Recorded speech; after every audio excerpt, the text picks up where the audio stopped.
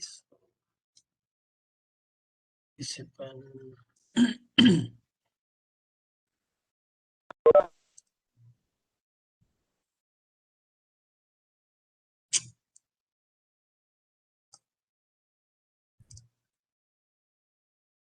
Okay, can you see the slides?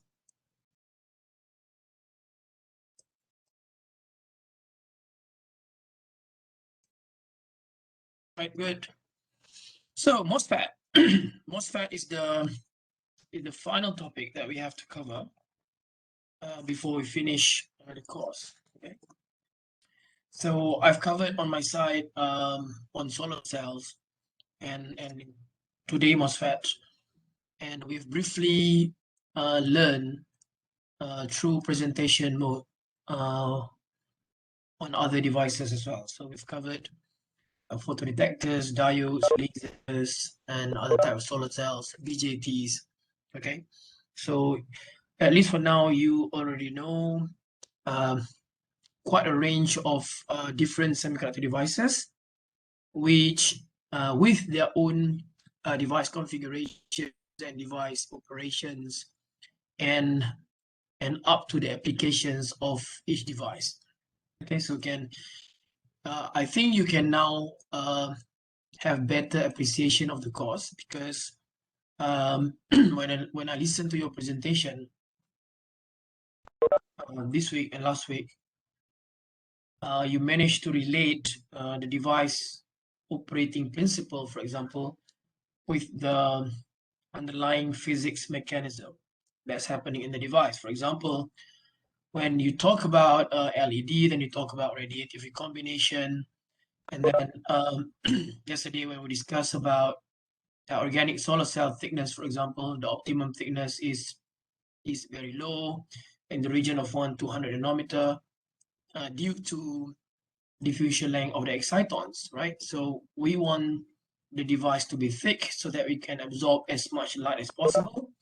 But on the other hand, we don't want the device to be too thick, because it will then exceed the diffusion length of the excitons, and that will certainly result in a poor device performance. So when we learn about devices, we don't have to necessarily operate based on the best, the best mechanism, because you need to consider, in some cases, you need to consider a couple of conflicting mechanisms or phenomena in the device that could affect the device operation. For example, the organic solar cells case, higher thickness for light absorption, but if it's too high, then we're gonna compromise the diffusion length of the excitons. So on the other hand, if you want to go too thin, so that you can make sure that the excitons survive for the carrier collection, we're gonna compromise the light absorption at the same time. So in the device, it's always a juggle between two or more conflicting phenomenons in the device. Okay, so this is what you have learned already. So you learn all the basics, like generation, light absorption, recombination, lifetime, all the stuff, for example. Then when it comes to the specific devices, you need to be able to relate to specific phenomena and specific mechanism that are happening in the device, so that you can, help to further improve the performance of the device. And we have learned that every single device has its own unique properties, I would say, and also its unique challenges and limitations. Okay, so if you compare solar cell, organic, and crystalline silicon, for example, crystalline silicon, we can afford to go up to 200 micron in thickness, but that's not going to happen, of course, in inorganic solar cell, due to its unique properties, its unique challenges. Okay, so these are the things that you can, and you have to, in fact, be able to relate when you finish the course. Okay, so that is one of the learning outcomes of the course. So today we're going to look into MOSFET. So MOSFET is essentially metal oxide semiconductor field effect transistor.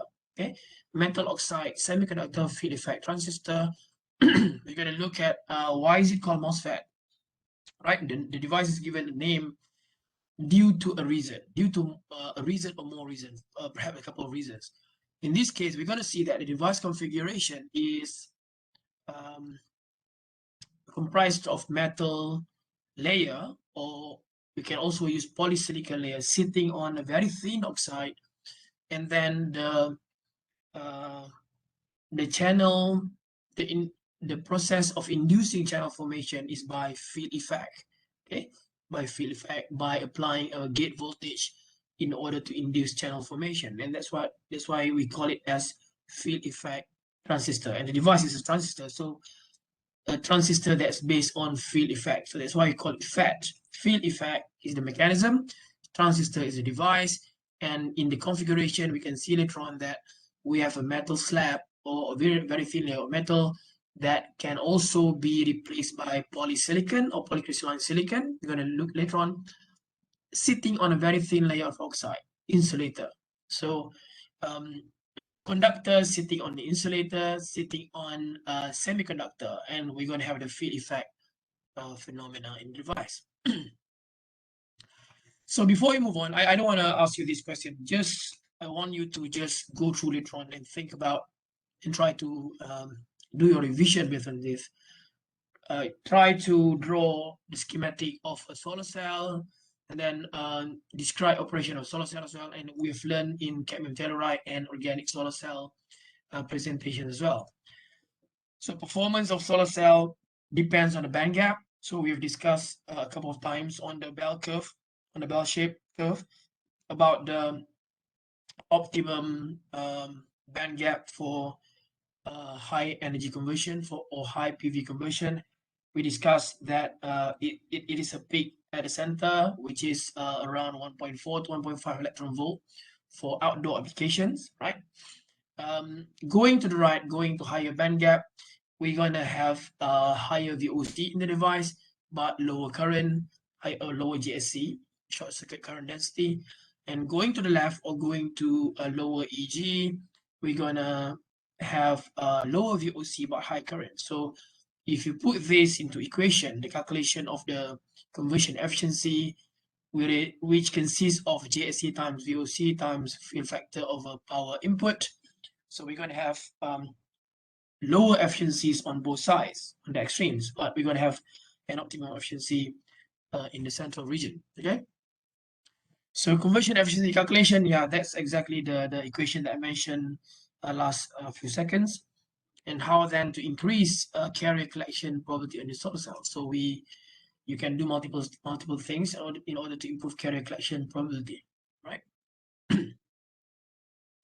So in this topic, we're going to look into MOSFET and then CMOS. Okay, CMOS is essentially a combination of PMOS and NMOS, which makes the MOSFET, right? So a MOSFET can either be an NMOS or a PMOS. So we'll see how do they look like. So introduction to MOSFET. So this is how a MOSFET looks like. So you're going to have a drain. So you're going to have a gate, drain, and source. Okay, and this is the tap, which is essentially a drain as well.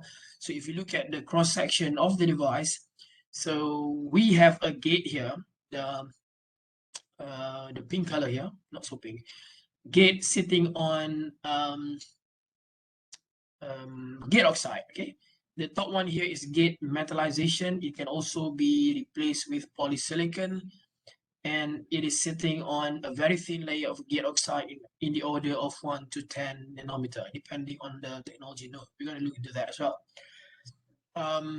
Then the device is built on a p-type wafer in this case.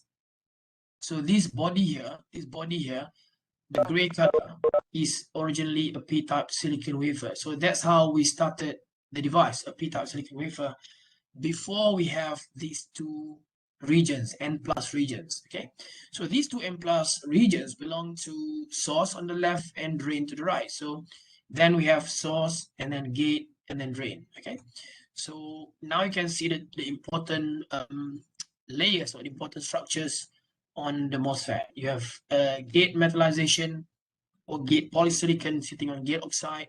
sitting on a wafer, and then you're going to have two regions of N plus. So in this case, we use p-type silicon, which makes the body of the device, but the source and the drain are made of N plus. So you can see here that we have a junction between P and plus.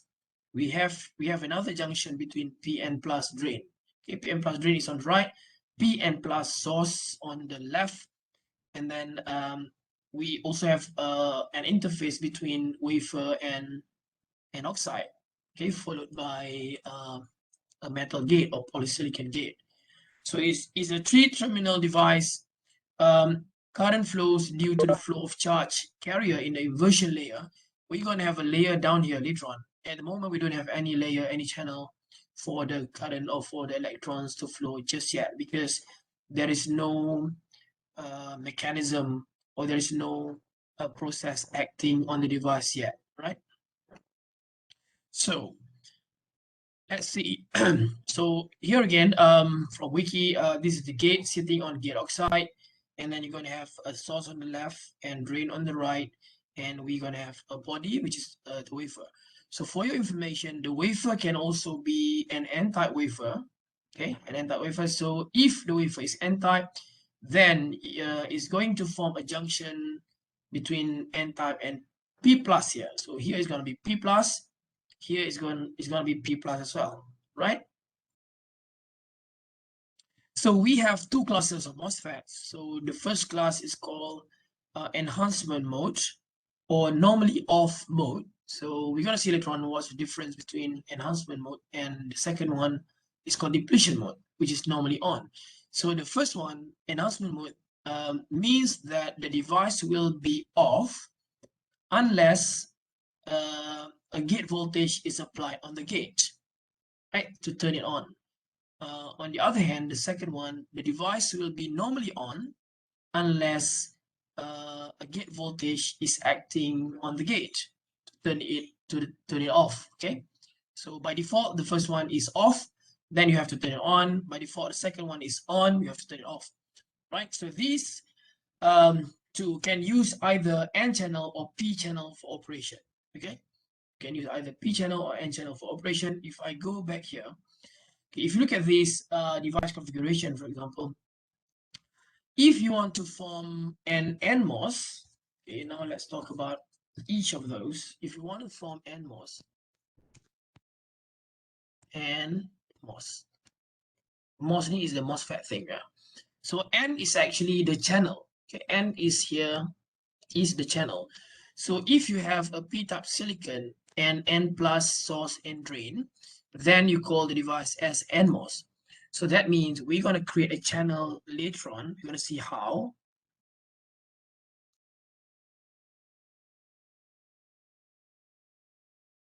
That is made of N channel. So connecting N source and N drain. Okay.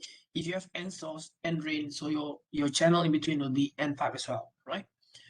So, and that is called NMOS. On the other hand, if you talk about PMOS, so you just have to reverse the polarity of the wafer. So you have to use N-type silicon, and then you're gonna need to use P plus source, P plus drain, and then the channel in the middle connecting both source and drain will be P-type channel. So then it's called PMOS. So here PMOS or NMOS actually denotes the type of channel, okay? Channel.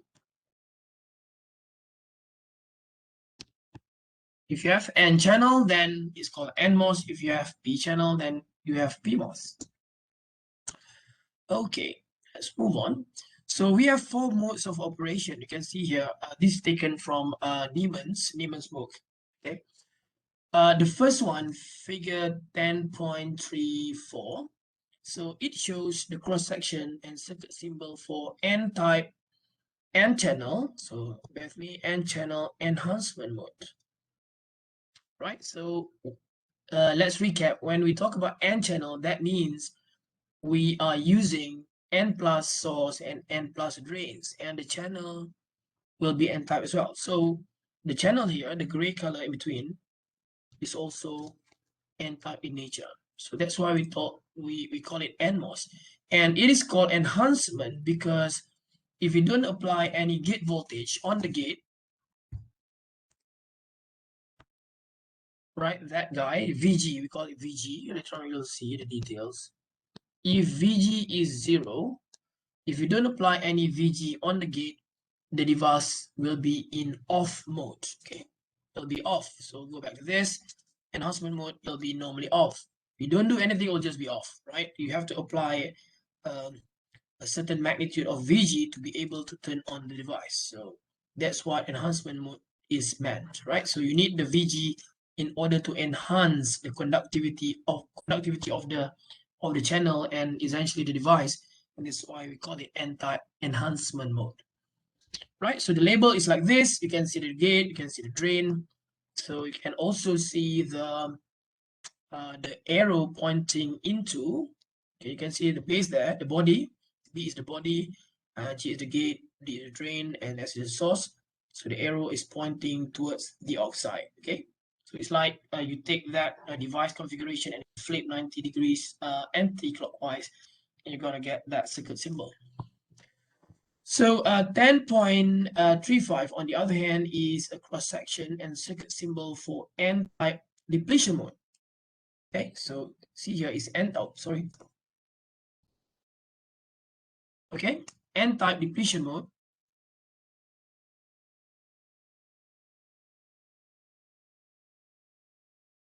Sorry, let me.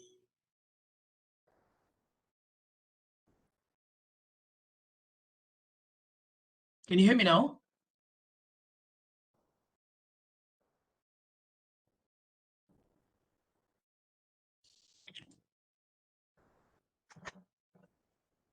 Can you hear me now? Ah, okay. My line was interrupted, so let me reshare, okay? Sorry for that.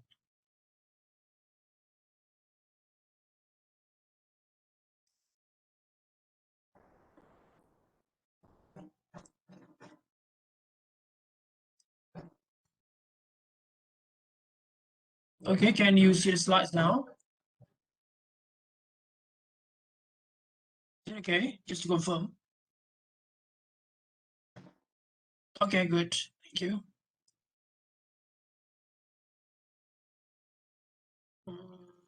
Participant.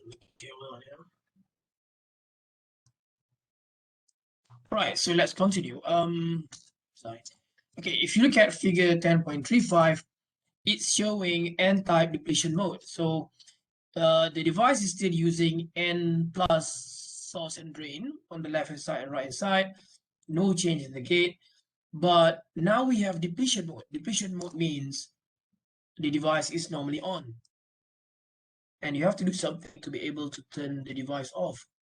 So if you look at difference between the difference between the enhancement mode n-type and enhancement mode p-type, enhancement mode n-type and depletion mode n-type, okay? The first one and the second one. So if you look at the configuration here, the difference is in the channel. The channel in this case doesn't have to be induced, okay? So we look at how do we induce electron. Instead, the channel is already built in the device during the fabrication process, okay? So maksudnya the channel is already there. You don't have to create the channel during the operation.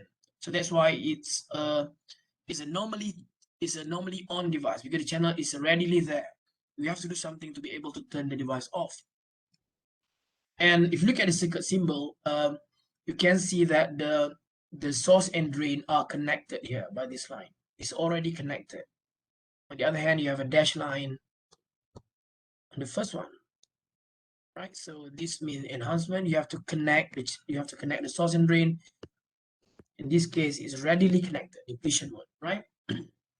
Okay. Then if we are operating n-type, for example, n-type enhancement mode, how do we then create the channel? Okay, so you have look into the figure 10.35, the depletion mode readily have the channel, right? But in the enhancement mode, you have to create the channel in order to start the device operation.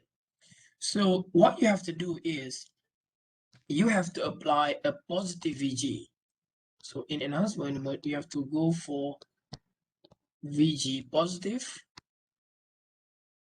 VG. So when you apply a positive VG to the gate, so what will that do is, even though the gate is sitting on oxide, so this is oxide in between, a very thin layer of oxide. So what it does is the positive voltage on the gate will repel the holes. So look at this substrate. The substrate is positive, is p-type. So the majority carriers are, what are the majority carriers in the p-type? Holes, right? So yeah, hole as the majority. Okay, hole as the majority carrier, and electrons as the minority carriers. So what it does is the positive VG will repel due to electrostatic reaction. Positive and positive will repel each other, and then the positive gate voltage will eventually repel the holes in the at the surface, in particular, due to field effect from the electric field from the gate. So at the same time, the positive voltage will also attract the minority carriers to the surface. So minority carriers around the surface and at the back and in the middle will be attracted to the surface due to electrostatic attraction, right? So negative charges will be attracted to positive voltage. So as a result of the electrostatic attraction, a sea of electrons will be accumulated at the surface. Okay, so you will end up with an accumulation of electrons in this region, and this is called the field effect in the device. Okay, so we are applying the right gate voltage in order to induce formation of channel under the oxide. So you can look at this, even though the metal is not sitting right on the semiconductor, separated by a very thin layer of insulator, we can still see the field effect is taking place in the device, right? So due to electron accumulation on the surface, we're going to end up with a channel of electrons. So it will eventually form an n-type channel, right? So this red layer or the channel there is called inversion layer. Inversion. Why inversion? Because we started off with a p-type substrate, which is positive in nature, but due to the field effect, due to the positive gate voltage applied on the gate and repulsion of holes away from the surface and attraction of electrons to the surface, we're gonna manage to invert. So the layer on the surface is already successfully inverted. Okay, originally p-type is controlling the whole device, the whole silicon, but due to the repulsion and attraction of the opposite carriers, we managed to invert the upper layer of the silicon, and that is called an inversion layer or an N channel. Okay, so the same goes to p-type enhancement mode as well. So if you talk about p-type enhancement mode, then the wafer will be p-type. The wafer will be n-type, and then you're going to have P plus source and drain. Okay, P plus source and drain. So in order to create a P channel in an silicon wafer, so what do you have to do? What do you think you have to do now in this case? So we learned about the creation of inversion layer in NMOS. Then how do we replicate the very same thing for PMOS? What sort of gate voltage do you have to apply in order to invert the layer for PMOS? Anyone?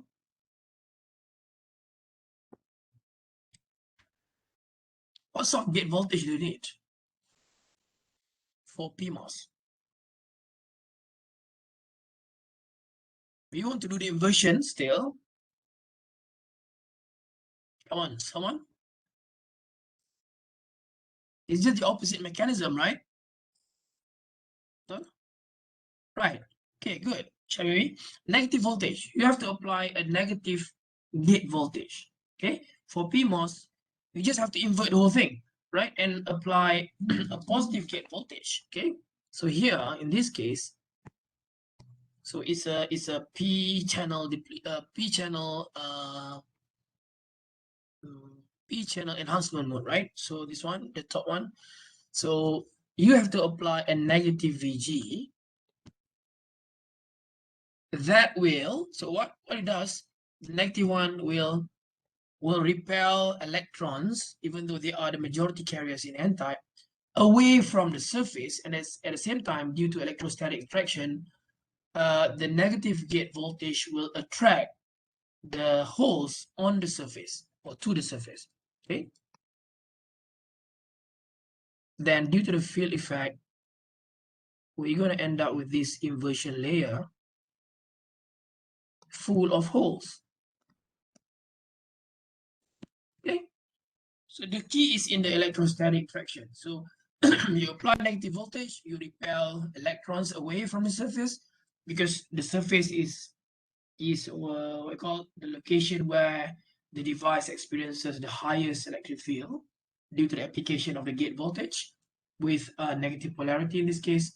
So electrons will be repelled and holes will be attracted to the surface. So we're going to end up with sea of holes connecting the source and the drain in this case. All right. So for p-type enhancement, look at the arrow here. The arrow here is pointing away from the gate oxide, and then you can see the dashed line as well, because it is enhancement mode. So they are not readily connected. You have to turn on the device by applying the negative gate voltage of a minimum amount, right? Minimum value. So on the other hand, if you talk about p-type depletion mode, so just exactly like what we saw in n-type depletion mode. So the channel is readily there. It's already available by the process, by the fabrication process. So in this case, you don't have to induce the formation of the channel. You don't have to have inversion layer in order to turn the device on, because the device is readily on. What you have to do is applying the right voltage in order to turn off the device. Okay, this is what we'll see in the next few pages. And you can also see here that the source and the drain are already connected due to the formation of the channel. Okay, channel is already there. So how to do this P plus, and how to do this, and how to do the gate, how to dope the wafer, that will be learned in the next semester course.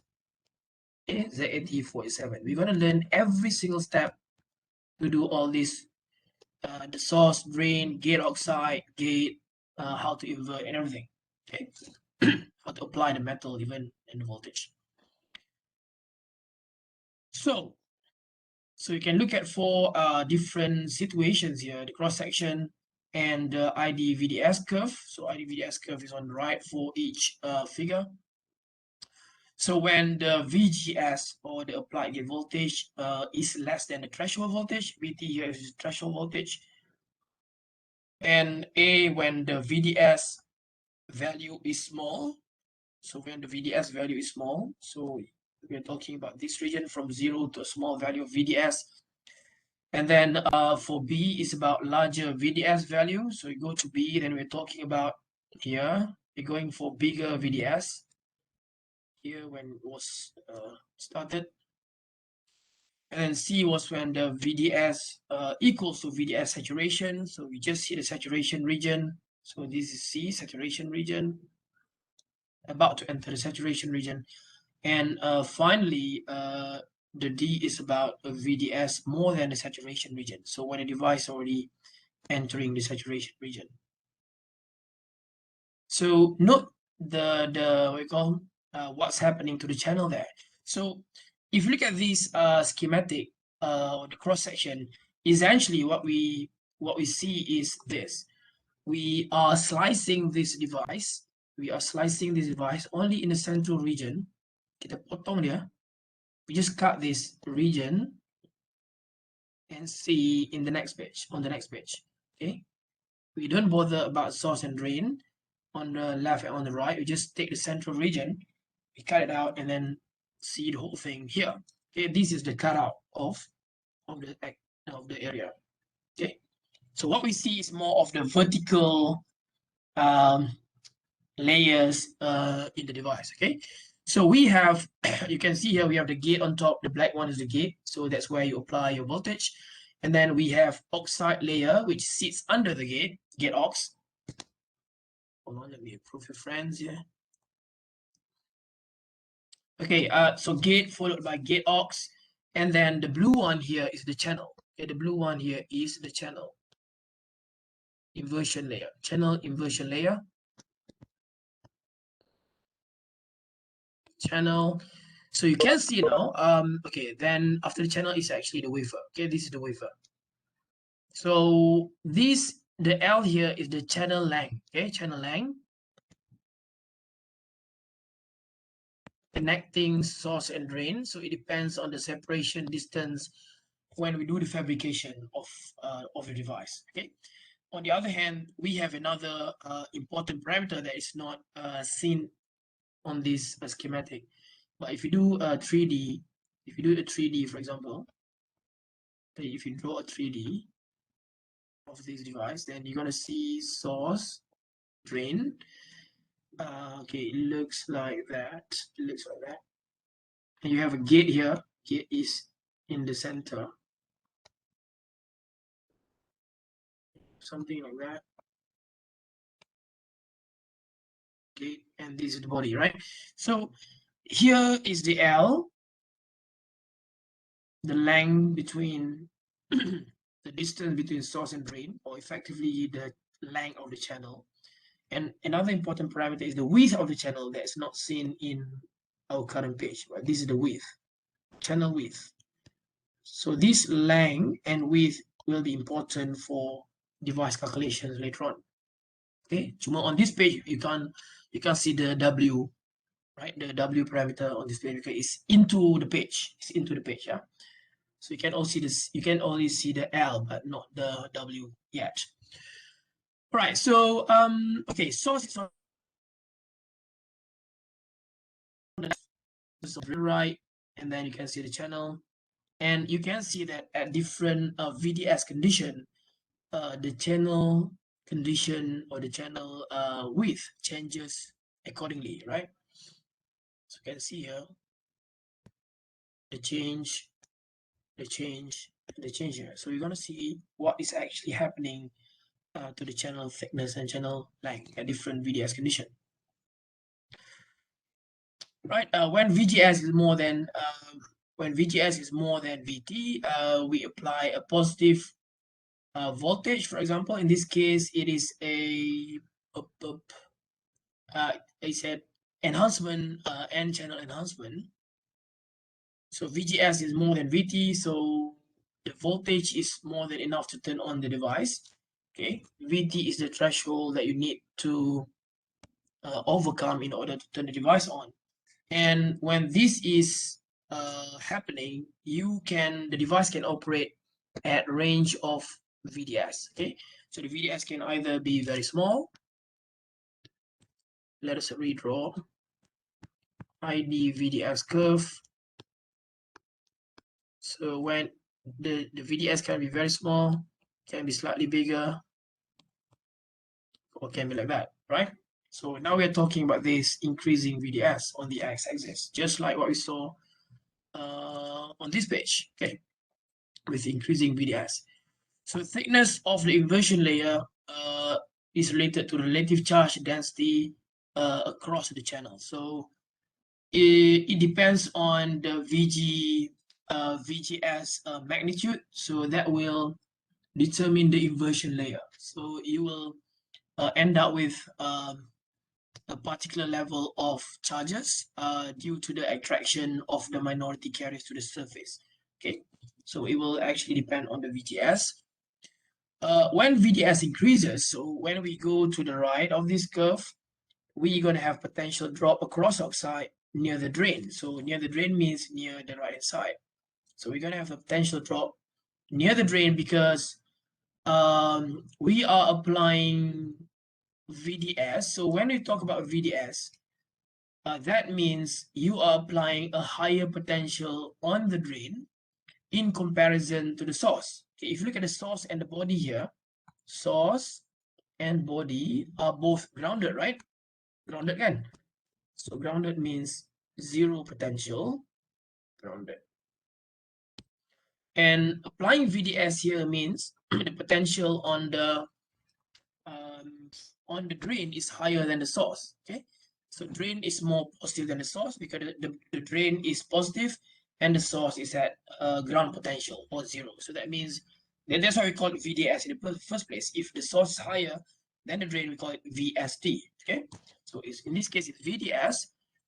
So due to the formation application of VDS, the potential drop across oxide near the drain decreases, and the charge density near the drain also decreases due to potential drop, and we have incremental conductance of channel near the drain, right? And that decreases as well. So when we talk about the formation of channel, we're going to deal with channel conductance. Or if you like, the conductivity of a channel. You can see the formula in the book and also on the videos that I attach on eLearn. Okay, conductance, and then we're going to have a slope of IDVDS curve reduces as well. So when we increase the VDS, when the potential drop near the oxide is equal to VT, or when the VDS is equal to VT, so the charge density near the drain will be 0. So we're going to have incremental conductance near the drain equal to 0 as well. And this is near to VDS saturation, which is evident here, okay, which can be seen here. So the previous lines above there is all about here. Before the VDS saturation. Okay. That's why you see is different here. It's not symmetrical. Right, then VDS is more than the saturation. When you are approaching this region, electrons from source to drain will be injected into space charge and swept by electric field during drain contact. So when you have the current flow, you're going to have electrons flowing from source to drain.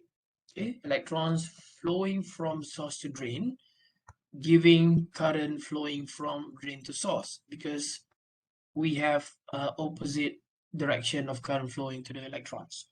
So that's why we plot IDS or ID essentially, because the current is flowing from drain to source due to the flow of electrons from source to drain. So we end up with a single curve of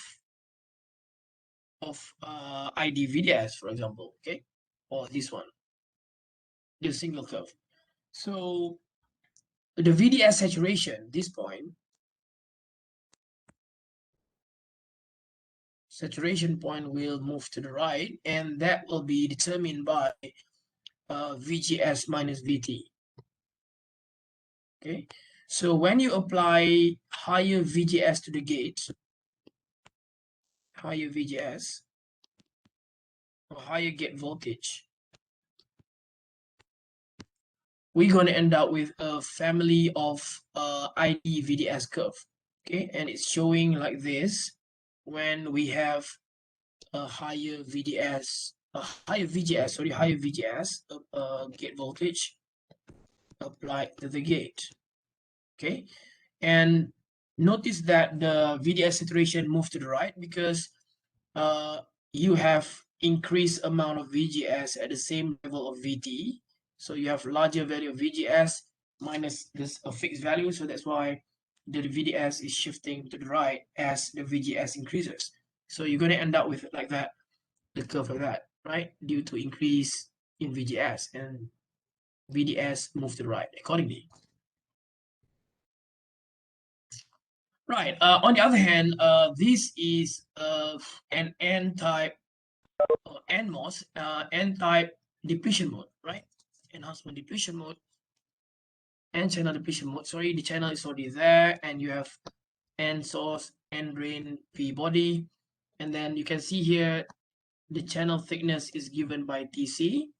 Okay, And then when we apply the gate voltage, we're going to end up with slightly different families of curve because the channel is readily there.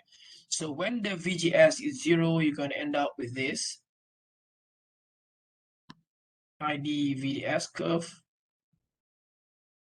When the VGS is less than 0, you're going to end up with lower drain current. Okay. On the other hand, if you go for positive VGS,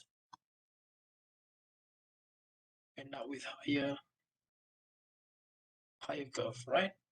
And the equation remains the same. The VDS equals to VGS minus VT.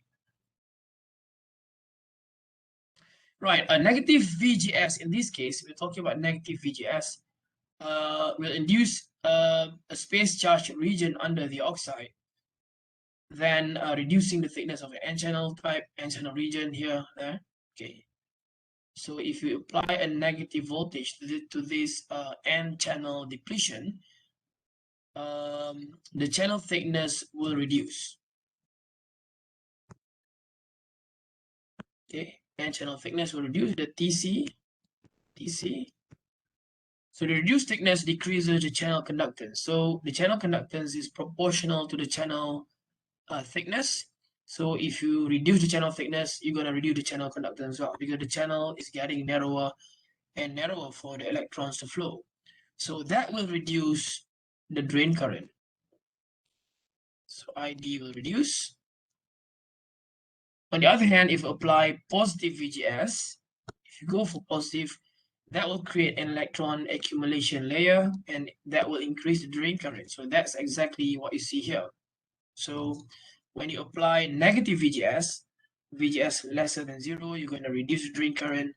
When you apply a positive VGS, you're going to increase the drain current due to improved conductance, due to the presence of more and more electron accumulation layer on the device.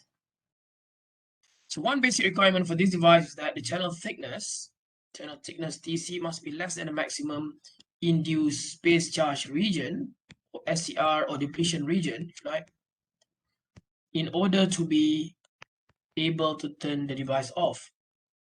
If this is not satisfied, so if the channel thickness is more than, if the channel thickness TC more than SCR, you won't be able to turn on the device at all. Okay, it's going to be relatively harder and harder and harder to do that.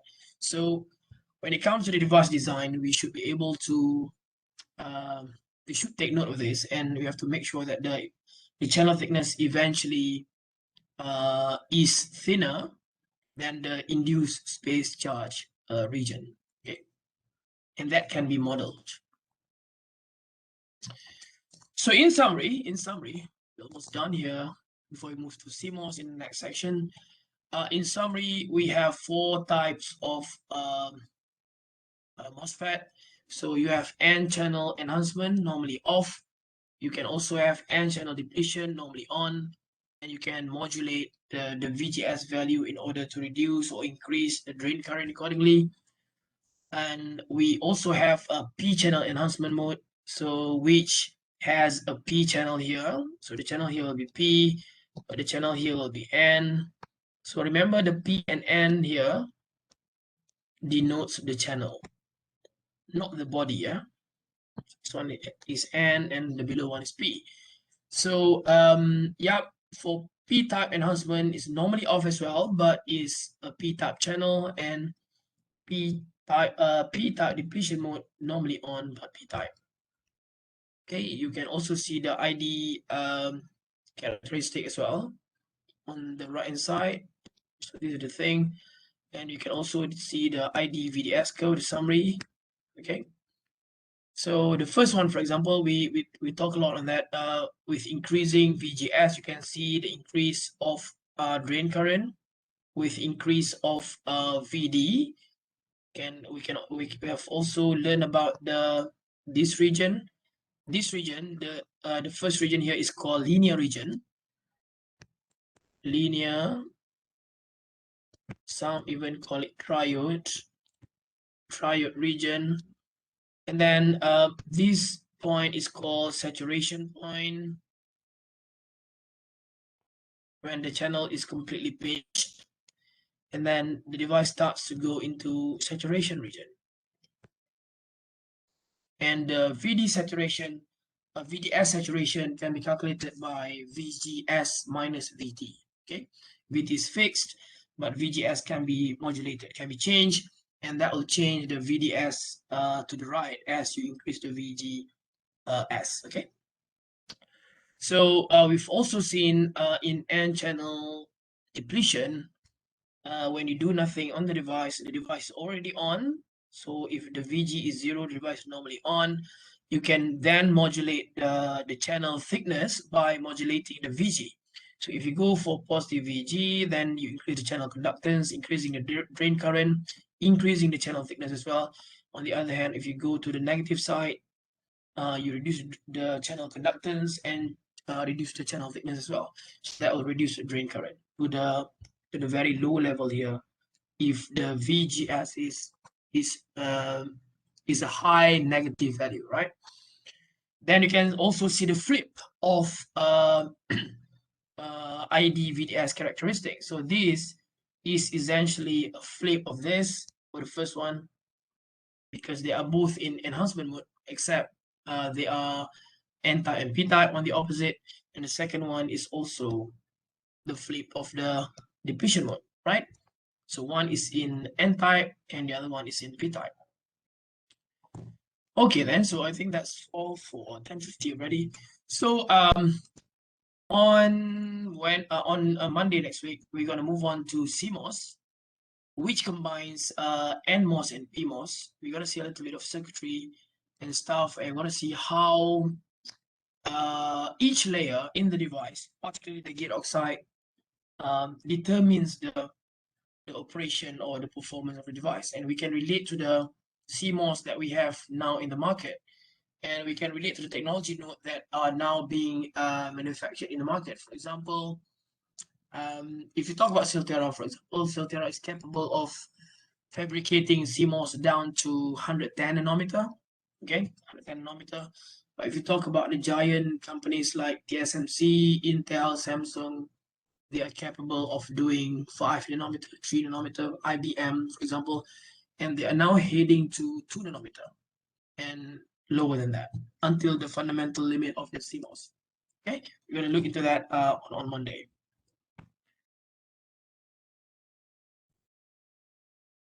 Okay. All right, so I'll see you Monday then. Bye. Take care. Assalamualaikum.